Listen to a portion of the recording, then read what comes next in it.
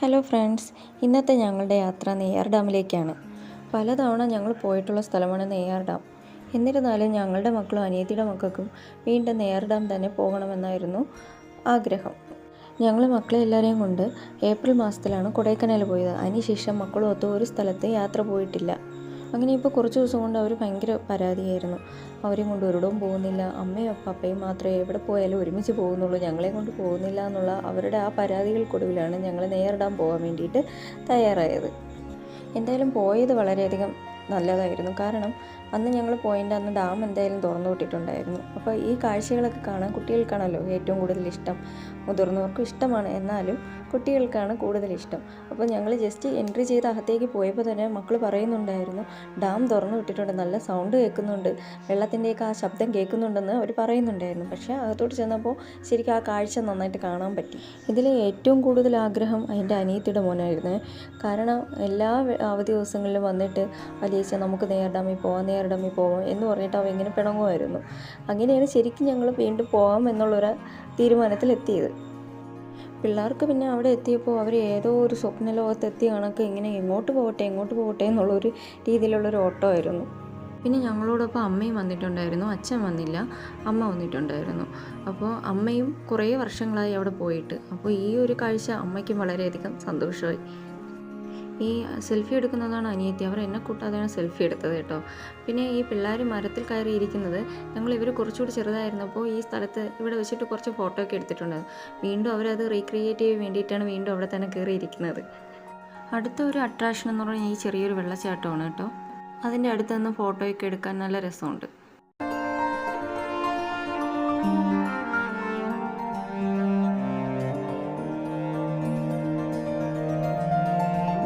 അത് കഴിഞ്ഞിട്ട് നമ്മൾ കുറച്ചുകൂടെ മുന്നിലോട്ട് പോകുമ്പോൾ അവിടെ ചെറിയൊരു ഗാർഡൻ സെറ്റപ്പൊക്കെ ഉണ്ട്. അതിനിടയിൽ കുറച്ച് മൃഗങ്ങളുടെ രൂപമൊക്കെ ഉണ്ടാക്കി വെച്ചിട്ടുണ്ട്. അതും വളരെയധികം രസമാണ്. കുഞ്ഞു മക്കളെയൊക്കെ നിർത്തിയിട്ട് ഫോട്ടോ എടുക്കാനൊക്കെ നല്ല ഇതാണ് അവിടെ. പക്ഷേ ഈ ഗാർഡൻ തന്നെ വളരെയധികം കാട് പിടിച്ച് കിടക്കുന്ന അവസ്ഥയിലാണ്.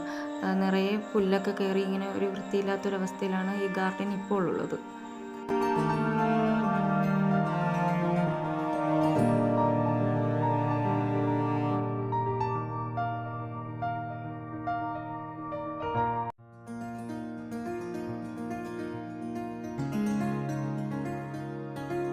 ഇതിനകത്ത് നിറയെ മീനുകളുണ്ടായിരുന്നു. അത്യാവശ്യം വലിപ്പമുള്ള മീനുകളൊക്കെ തന്നെയാണുള്ളത്. ഞാൻ നേരത്തെ പറഞ്ഞില്ലേ, നെയ്യാർ ഡാമിൽ വന്നത് തൊട്ടും കുട്ടികൾക്ക് ഭയങ്കര സന്തോഷമാണെന്ന്. കണ്ടോ, ഞങ്ങൾ ഒരുപാട് വേക്കുന്ന പോകുന്നത്, പക്ഷേ മക്കളങ്ങ് ഓട്ടമാണ്. എല്ലാവരും തളർന്ന് വന്നിരിക്കുന്നതാണ് ഈ കാണുന്നത്.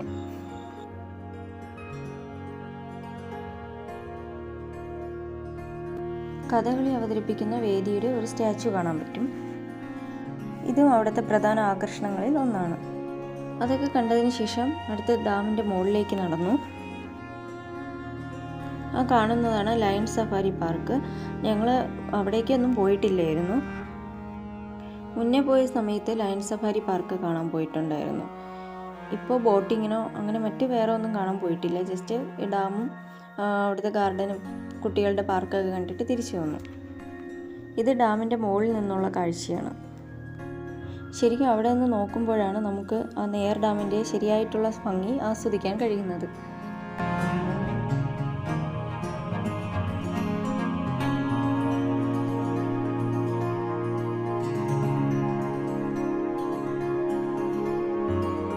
പലതവണ ഞങ്ങൾ നെയ്യാർ ഡാമിൽ വന്നു പോയിട്ടുണ്ടെങ്കിലും ഈ വാച്ച് ടവറിൽ ഇതുവരെ ഞാൻ കയറിയിട്ടില്ല. ഹസ്ബൻഡും മക്കളും ഒക്കെ കയറിയിട്ടുണ്ട്, പക്ഷേ ഞാൻ കയറിയിട്ടില്ല.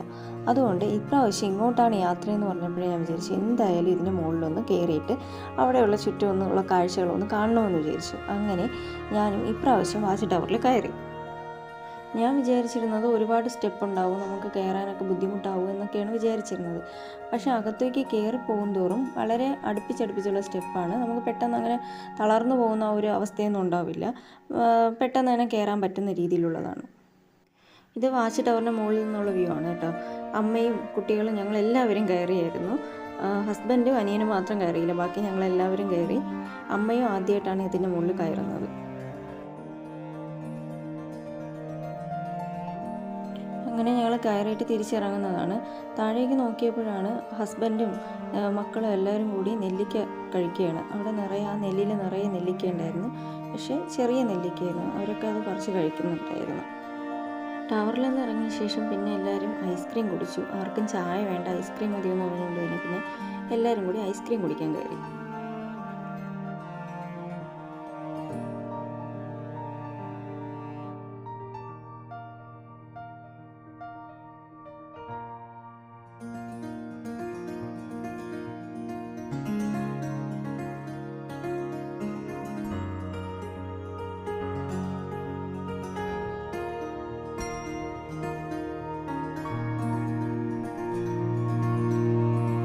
അത് കഴിഞ്ഞ് നേരെ കുട്ടികളുടെ പാർക്കിലേക്കാണ് പോയത്.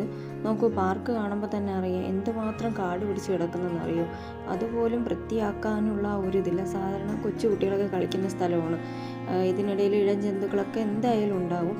പാർക്കും വളരെ ശോചനീയ അവസ്ഥയിലാണ്. കാരണം വളരെ കുറച്ച് റൈഡ്സ് മാത്രമേ പിള്ളേർക്ക് കളിക്കാൻ വേണ്ടിയിട്ട് അവിടെ ഉള്ളൂ. അത് ചുറ്റും നിറയെ പുല്ല് പിടിച്ച് കിടക്കുക.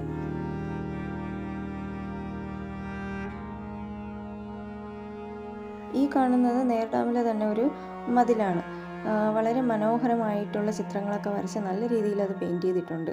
അങ്ങനെ ആ കാഴ്ചകളൊക്കെ ഞാൻ കണ്ടു കഴിഞ്ഞു. അങ്ങനെ ഞങ്ങൾ തിരിച്ച് പോകുന്നതാണ് ഈ കാണുന്നത്. അപ്പോൾ ഞങ്ങളുടെ ഈ വീഡിയോ ഇഷ്ടമായാൽ തീർച്ചയായും ലൈക്ക് ചെയ്യാനും ഷെയർ ചെയ്യാനും സബ്സ്ക്രൈബ് ചെയ്യാനും മറക്കരുത്.